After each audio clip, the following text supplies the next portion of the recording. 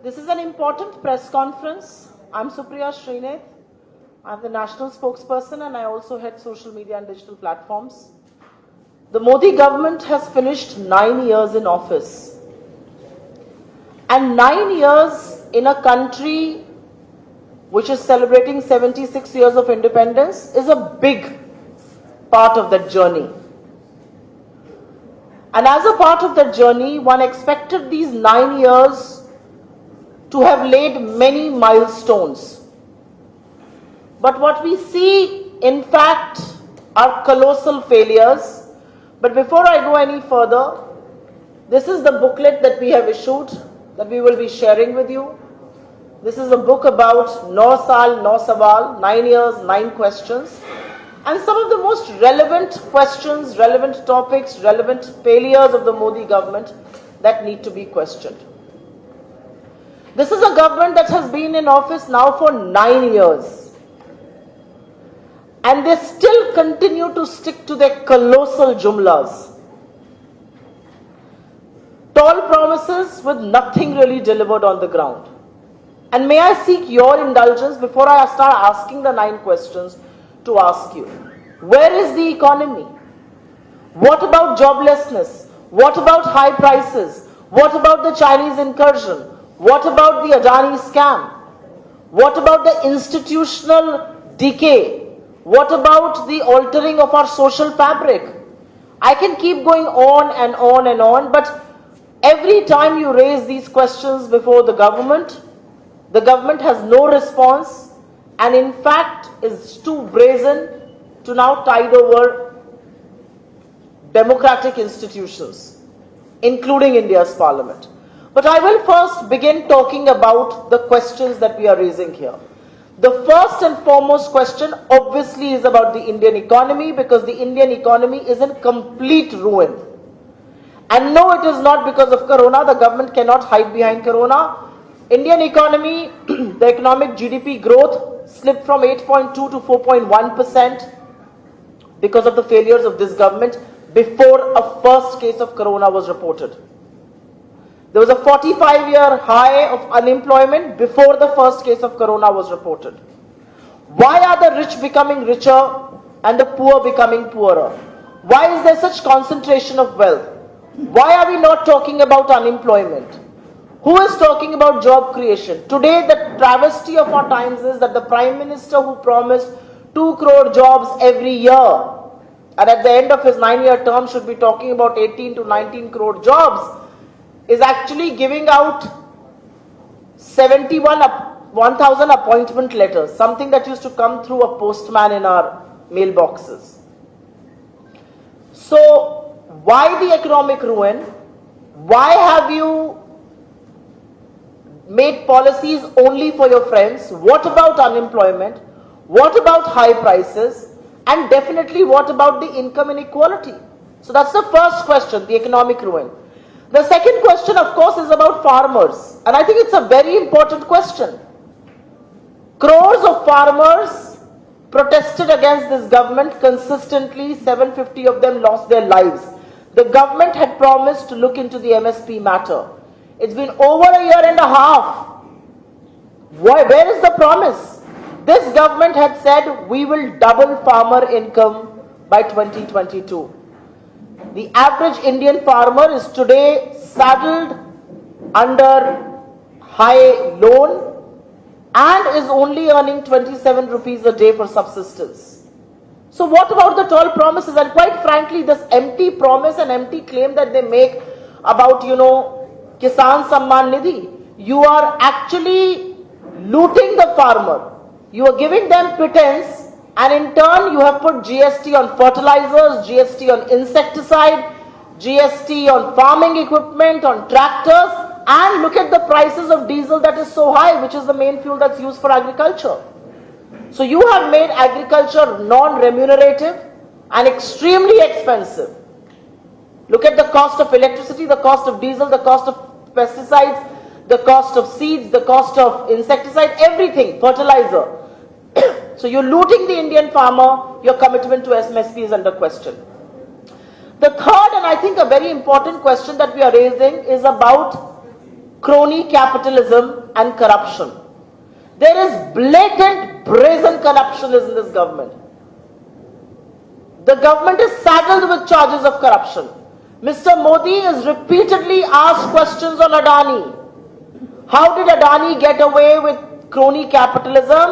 Why were laws only being made and altered for Adani? Why was the level playing field destroyed? Why were ports, airport laws changed to accommodate one man? Why were big assets brought to NCLT, taken a haircut and handed over to Adani? Not a word. There have been scams during the COVID time. Not a word. The Prime Minister doesn't utter the word Adani. He speaks for 2 hours, 40 minutes in Parliament, and yes, doesn't utter the word Adani, but what he instead does and his government does is through a conspiracy, they actually oust Rahul Gandhi from Parliament, an MP from Kerala, your state, who was raising the voices of the people and unmasking them on the Adani issue. That is what they do. Let's talk about the other important issue, and this is the fourth question that we are raising, national security. I am sure you remember that before becoming the Prime Minister of India, the Prime Minister used to say we should show red eyes, bloodshot red eyes to China. He instead now wears a red shirt. Where are those red bloodshot eyes? 20 of our brave hearts were killed. What have we done? We have made China our largest trading partner in the last 3 years. We run a deficit of $100 billion with China. And the Prime Minister, when he meets Xi Jinping for the first time after our brave hearts were killed in a bitter feud, he stands there and exchanges niceties. What about teaching China a lesson? And our national security is compromised because you have withdrawn troops till where they used to go. Patrolling point 10, 11, 12, 13, 14, 15, 16 in the Galwan region. You have withdrawn troops. The troops used to pedal till those points, you have made them buffer zones. You gave up strategic Kailash hills. So these are very important questions that are being asked. And they all happened because on the 19th of June 2020, India's Prime Minister lied to this country and to the world when he said nobody has entered our territory. If nobody had entered our territory, who were the brave hearts ousting and why did they lose their lives? And today it is unfortunate that during the Corps Commander talks, the Chinese sit across the table, the PLA says, we are saying what your Prime Minister says. It is an absolute irony and a travesty of our times that the Prime Minister of India lied to all of us. And China is using it to its advantage. So that's national security for you. What's your engagement with Pakistan? You were the first one in the last 9 years who's invited ISI and Pathankot. You go unannounced to Lahore. You are giving tickets to people who have relations across the border. Asya Andrabi is the face of your Beti Bachao, Beti Padhao in Jammu Kashmir, and she has huge connections. She goes for training across the border. So these are very relevant questions that will be asked on national security. I think the fifth question is extremely important, extremely relevant to a place like Kerala. Social harmony. Why is the BJP, why are members of the BJP, MLAs, MPs, ministers, including the Prime Minister, hell-bent on tearing the social fabric of India? I think this is a subject that we all want answers to. Karnataka was in elections right now and Karnataka has taught the BJP a very important lesson. And that lesson is that the issues of the people are relevant. If you are going to talk about irrelevant issues, we will teach you a lesson. What lesson has been taught? The lesson is you cannot come to Karnataka and share a propaganda story like Kerala, movie like Kerala story. Why is the BJP hell-bent on destroying the social fabric? We have continued to for centuries. We are 5,000 year civilization. We have continued to peacefully coexist. If the Prime Minister of this country from an election rally stage says, I recognize people by the virtue of what they wear, it tells you how hell-bent this government is for destroying the social fabric. I think the sixth question is again extremely important, the question about social justice. And that also brings me to the raging issue of the day, and I will talk about it in just a minute. But look at the conditions of OBCs, of SCs, of STs, of the marginalized, of the communities that have suffered for decades. Where are they? All that the BJP does is tokenism.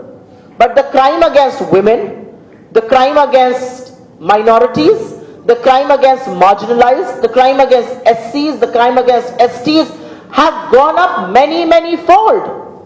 Why? Because this brute majoritarian government does not care about the rights of the people. We have been asking consistently, what about the caste census? You have now been in government for 9 years. Why are you shying away from that?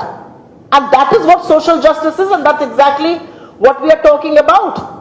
Why is the Prime Minister silent on atrocities? And that brings me to the big issue of the day. We had a Dalit president, Sri Ramnath Kovind.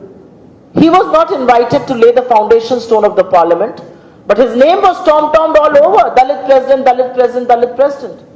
Why did you not invite him?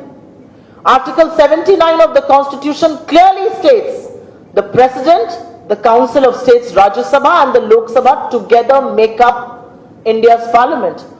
Why is our first citizen, the supreme commander of our forces, the custodian of our constitution, and a woman who has made a stunning rise, who was the first tribal woman to be elected the president of our republic?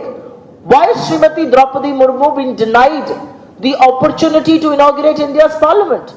You tom-tom her name as Dalit woman, as tribal woman. But when it comes to giving her due, why are you not letting her do it? And that's what social justice is. Social justice is to bring the marginalized, to bring the people who have suffered for centuries to the fore. You're not doing that. You only do tokenism. The seventh and a very important question is about democracy and federalism. And this is an important question. What keeps a democracy alive? I think this is a question that all of us have answers to. There may be different answers, but the confluence of the answers will be what keeps our parliamentary democracy alive are institutions that were built to protect it. And today happens to be the death anniversary of Pandit Nehru, who relentlessly envisioned, fought for and established the very basis of our parliamentary liberal democracy. Institutions like the agencies, institutions like the judiciary, institutions like your esteemed selves, like the media. Why are you attacking the autonomy and independence of institutions? And it's not just us who's saying it. Look at the Supreme Court. What does the Supreme Court say? That the government cannot be run by sealed envelopes. The Supreme Court has passed an order that the Chief Election Commissioner or other election commissioners should be appointed by a panel which comprises of the Prime Minister of the country, the Leader of the Opposition and the Chief Justice of India.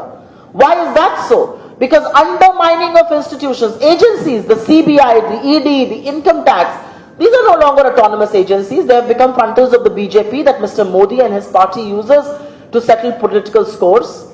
They only do cases against India's opposition. There has been a fourfold increase in those cases, and 95% of those cases are against opposition. This is not coincidence. This is exactly how you misuse agencies. And your relationship with states. The BJP-ruled states may say it in a far toned-down version, but the opposition states, your relationship with states is so bad that states are not even willing to agree to come to meetings that the Prime Minister of Niti Aayog are calling. Why?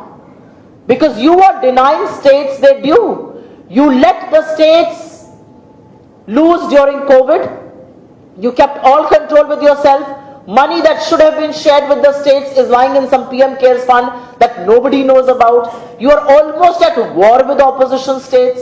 You are keeping GST dues of the state. How do you expect states to do welfare when you're going to keep all of this to yourself? So I think, this jumla, this colossal jumla of cooperative federalism was actually competitive federalism. When you are in government in Maharashtra, projects that came to Maharashtra are going to be pulled away and go to Gujarat. What sort of federalism is that? India is a beautiful bouquet where our states are very, very diverse. You cannot impose the same rules, you cannot impose the same polity, you cannot impose the same sensibilities on Kerala that you can do to a Haryana or an Uttar Pradesh. And you have to understand the diversity, celebrate it, protect and preserve the diversity. This imperialism of language, every scheme is going to be named in one language. Why? Why should you not say that there are people in this country who don't speak Hindi? And they should be celebrated as much. So I think federalism and democracy is a big part of what this government has done, and huge questions are being raised there. The eighth point, of course, is about welfare schemes. You know, people of this government and people within the BJP will come and tom-tom and do some chest thumping and say, we have given food grains to 86 crore people. Why? Why did you have to? Because you have pushed the country to a brink due to joblessness, price rise, rising poverty, rising levels of income inequality, that you now have to do this to sustain their lives, to sustain their livelihoods. It is your failure that you are having to distribute free ration. It is your failure that income inequality has gone up. It is your failure that you tell the world we have surpassed UK in being the third or the fifth largest economy in the world. But guess what? UK's per capita income is $50,000. Our per capita income is $7,000. So you can fool some of the people some of the time. You can't fool people all the time. Consistently, budget after budget, money on education, funds for health, and funds for social welfare schemes have gone down. I say it with empirical evidence. As percentage of the GDP, money on social welfare schemes, on education and on health have consistently gone down. What is allocated under these heads is not even fully utilized. So where are the welfare schemes? What's the big welfare? That you're giving people free ration. Is that welfare? India is a welfare state. Why will you not give it? And you must give it. And I think last but not the least, I will have to speak about COVID mismanagement. The government may want to erase it from public memory, but the reality is that 40 lakh people in this country died. Death data was suppressed. I come from the state of Uttar Pradesh, where I saw dead bodies floating in the Ganga. I have never seen funeral pyres being lit next to each other, hundreds of them together. And when India was gasping for breath, when India was gasping for oxygen, the Prime Minister was too busy doing Namaste Trump and too busy convening Parliament to topple a democratically elected government in Madhya Pradesh, from where they will be ousted very soon. When India needed vaccines, the Prime Minister was in Bengal doing Didi, oh Didi. And so questions will be asked. So these are our 7 questions. I am happy and willing to take the questions that you may have on this. But I think 76 years after our independence, almost 9 years, almost 10 years, completion of its tenure, it's time for the BJP to show its report card. And its report card on economy is a big red. Its report card on unemployment is a big red. On price rise is a big red. And each time you raise these issues, the government's brazen retort. You talk about unemployment, they say go fry fritters, pakoda tallo. You talk about high prices, our finance minister says, I don't consume onion garlic. You don't, the rest of the country does. And so you have to do something about it. And look at the management of the economy. You now have GST on yogurt, you have GST on common flour, you have GST on hospital beds, you have GST on medicine, you have GST on stationery, books and pencils. What is the priority of this government? 9 years later, we needed a report card from this government. What we instead have is brazen defense of the mismanagement, is brazen silence from the Prime Minister. And one issue that we continue to raise is the voice of women. I see a lot of women here and I'm a woman as well. I live in Delhi, and a stone's throw away from the Prime Minister's residence and his office, India's most decorated women athletes, people who have brought us great glory, people who Mr. Modi was absolutely the first to go and get photographs clicked with, are sitting in protest. They have raised charges of sexual misconduct against one of their own MPs. He continues to be an MP. He continues to be the head of the Wrestling Federation of India. Why? And the same Prime Minister who was calling these girls their family and things like that doesn't want to go and speak to them. The Delhi police doesn't register an FIR. Amit Shah's Delhi police, the court has had to intervene. So I think they are big reds, but happy to take your questions first. Suo moto, I'll be very happy. Tomorrow is the inauguration of the new parliament building and opposition parties, many of them have boycotted.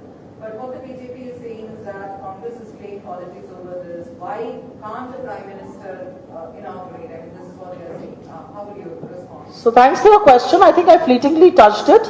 I think through you, your viewers and your readers should be reminded that the supreme document in our country, the supreme text, the most sacred holy text in our country is our constitution. We are a parliamentary democracy run by the constitution of our land. A constitution that our forefathers had the foresight and the farsight to build, which still holds true today. Article 79 of the constitution clearly states India's parliament comprises of the president, it comprises of the Council of States and the Lok Sabha. Explain to me, does the BJP ever care to explain one thing? How can India's president be kept out of this inauguration? Isn't it a matter of pride that India right now has the first tribal woman as our president? And shouldn't this be an ode to tribal communities across the country if she were to inaugurate the parliament? You don't invite the Dalit president for laying the foundation stone. You don't invite the president for this. Our opposition is not against Mr. Modi. Our opposition is against his practice of constantly undermining democratic principles. This is an absolute insult of India's president. She is our first citizen. She is the custodian of our constitution. She is the supreme commander of our forces. How long can one keep quiet? He inaugurated a war memorial without the president being invited. The invite that has gone for the parliament inauguration has gone from the Lok Sabha Secretary General in the name of the Prime Minister and the Lok Sabha Speaker. What about the Rajya Sabha? And guess what? The Rajya Sabha continues to is the permanent house. The Lok Sabha gets dissolved every 5 years. The President alone has the right to dissolve the Lok Sabha, to prorogue both houses, and the President alone can convene the houses. A letter goes from there, but the formal convening of the house happens at the behest of the President. Why should the first citizen of this country be completely insulted? And I don't think this is a Congress thing alone. There are 21 political parties, and some of those political parties run governments across the country. They have representation in both houses of parliament. So don't bring it on the Congress.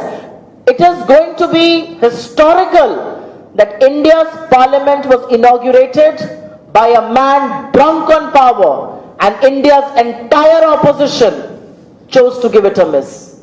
And in India's parliamentary democratic history, this is perhaps going to be the biggest blot, because our polity, our democracy, our parliament is made up of the legislature, which has the executive, the ruling and the opposition benches. How do you keep the opposition out? And I think we are absolutely right in principle to oppose what we are. Prime Minister says the 8th joint reporting meeting of media today, 7 chief ministers gives the meeting. So that tells you that there is zero faith that chief ministers have in the Prime Minister. That tells you the rocky relationship. That tells you that how the bridge of communication, how the trust has been broken down. Isn't it the job of the Prime Minister or the ruling party to build those bridges? You do not let houses function. Isn't it ironical that for the first time in our 76 years of independence, the house was being obstructed by the ruling benches because Mr. Adani's name was coming up? We are seeing new things happen. You treat states as second-class citizens. There is no federalism that you want to keep alive. This is not cooperative federalism. You are very combative with the states. You sit on the stage with the chief minister and criticize his state and his political party to his face. Why would he attend your meeting? So it also tells you how there is a complete breakdown in communication. And the responsibility for restoring faith, the responsibility for restoring communication, the responsibility for getting states on board is the Prime Minister's and nobody else's. Any other questions? The International Monetary Fund, in fact, during the spring session, had went on to state that India is one of the brightest spot in the globe with a 6.3% economic growth, and it is likely to increase.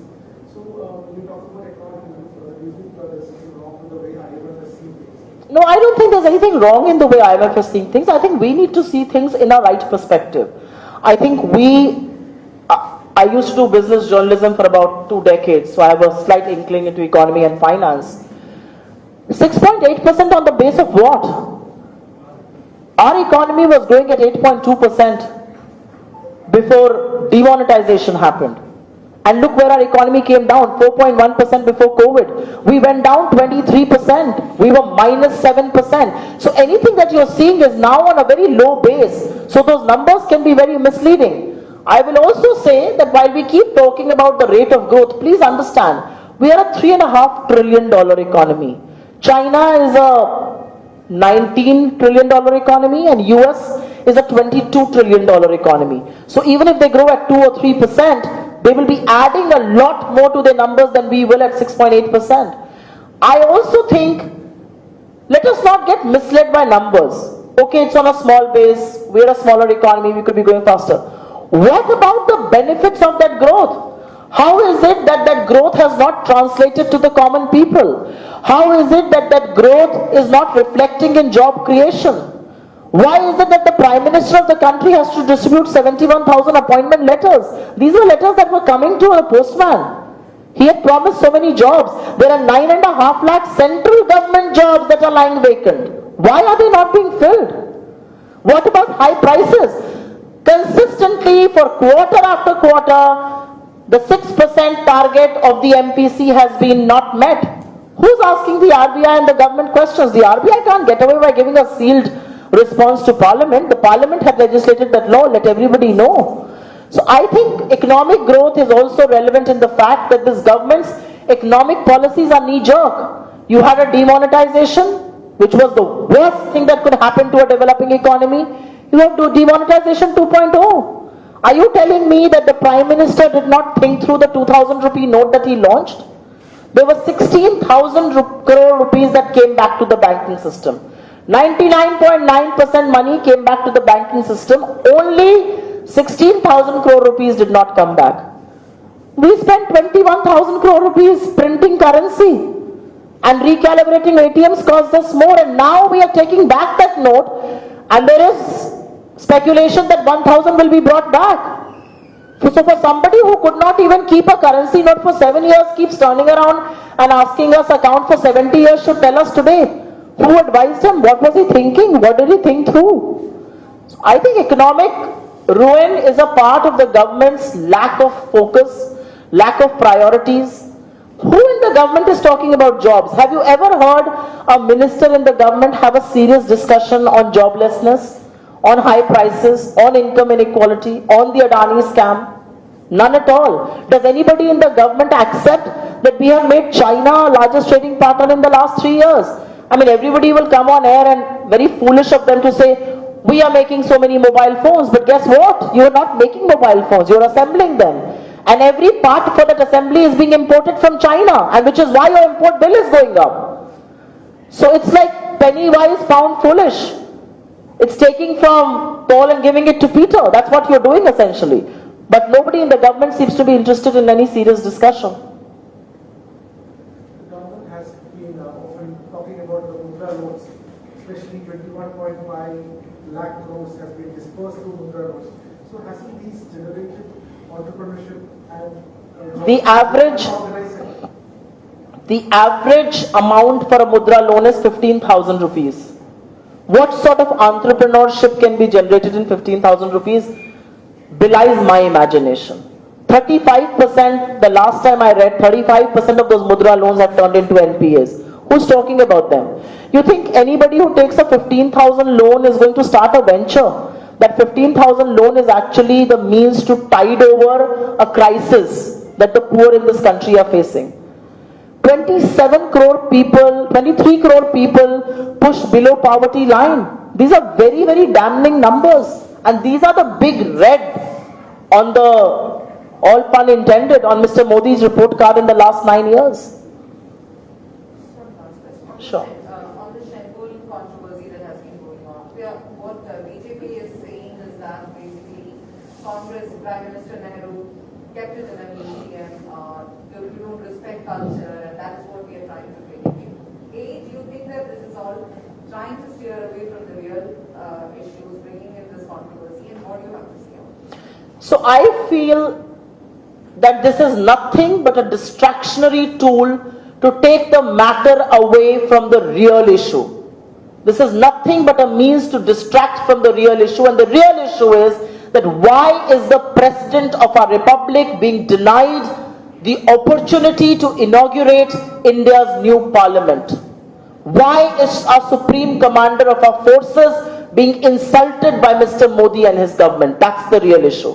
This is all diversion. And may I dare take a step ahead and say, we live in parliamentary democracy. You and I vote every 5 years. What do we vote for? It's not some fancy thing that we want to go and do. I think in a parliamentary democracy, the power vests with the people of the country. We exercise our authority to vote in and vote out governments. And that power transfer doesn't happen symbolically. That power transfer happens because people of the country choose to vote people in and vote people out. They chose to vote the Congress in 2004 and defeated Atal Bihari Vajpayee. They chose to vote us out in 2014 and elected Mr. Modi. That's what transfer of power in a democracy is. Transfer of power in a democracy is not done by one instrument or one symbol or a crown or something. We are not a monarchy, we are a democracy, and we should celebrate the fact that the people of this country have the control, the power, the wherewithal and the authority to transfer that power, and they do it through their vote. So when you talk about these symbols and when you say the things that you do, you are undermining that the power that the people of this country have to transfer power, to transfer polity, to transfer governments, to throw government in and vote somebody else out. Thank you. Thanks very much. Sure. You have a question? Yes.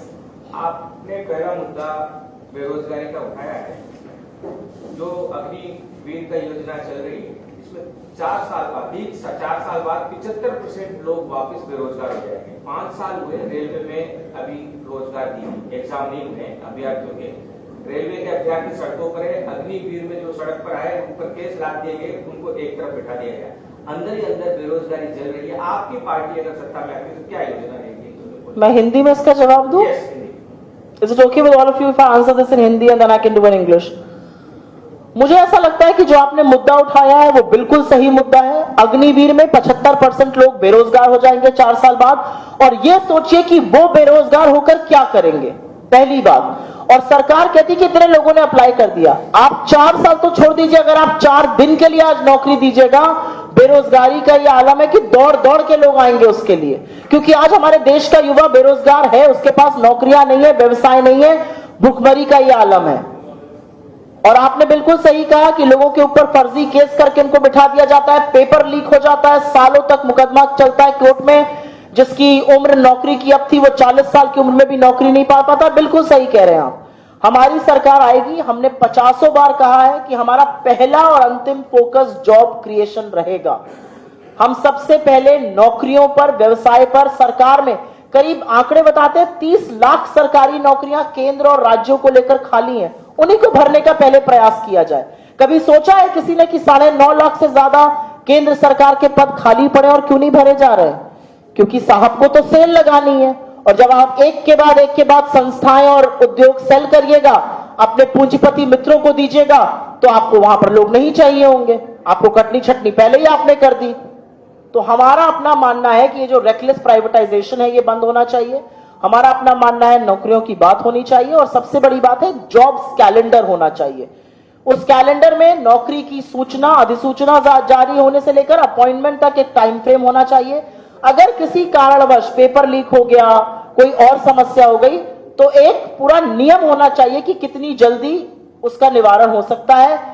एक अलग से court बनाना चाहिए जो सिर्फ नौकरी के मामलों को डील करे। सो हमारे दिमाग बिल्कुल क्लियर है कि हम इस पर करेंगे। The question that was asked to me was about the Agniveer scheme and about how 75% will be rendered jobless after 4 years. It's a huge problem, and the question that was asked to me was what would we do when we were when we come to government. Yes, we will come to government in 2024, and what we will essentially do is make sure that jobs become the priority of any government. Has anybody ever realized that why are 9.5 lakh jobs lying vacant in central government?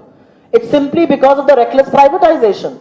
Because if those jobs are filled, how will those institutions, how will those agencies, how will those companies be sold to private sector? Crony capitalism, how will that happen? So the best thing to do is don't fill those positions. I think reckless privatization will have to be dealt with. I also think Agniveer is a very ill thought out scheme. People are applying because they have no option. But imagine what will happen to these armed, trained people 4 years later. What are they going to do? What is going to be their means for survival? They don't have any social security. So I think these are questions that need to be dealt with in a far more prioritized manner, in a far more extensive manner. There needs to be greater conversation. I think the narrative of this country has to be about job creation and has to be about poverty alleviation. Because that's what Karnataka has taught us, and we are not looking away from that. Thank you very much. बहुत बहुत धन्यवाद आपका. Good day all of you.